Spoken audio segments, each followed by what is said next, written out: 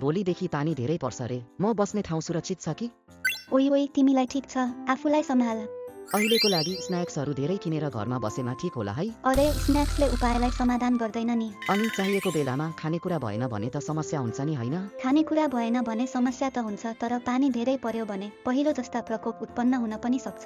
त्यसकारण सबैभन्दा पहिला फुकुओका प्रकोप रोकथाम नाभिकको मामोरुकुनको बारेमा थाहा पाउनु जरुरी छ नि। मामोरुकुन फुकुओका प्रिफेक्चरको युरु क्यारेक्टरको कुरा?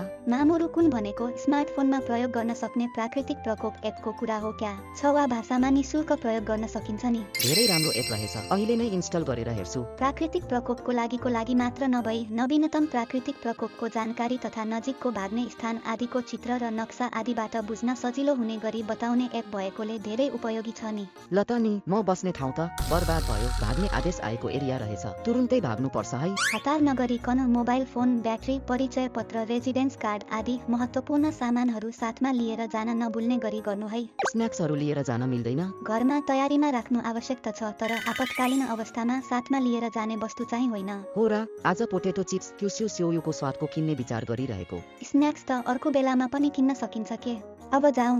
हुन्छ, अनि वरिपरिका व्यक्तिहरूलाई पनि खबर गर्दै भाग्दा राम्रो होला है। धेरै राम्रो विचार। सबैजनाले एक आपसमा जानकारी सेयर गर्दै आफ्नो ज्यान बचाउने गरौँ।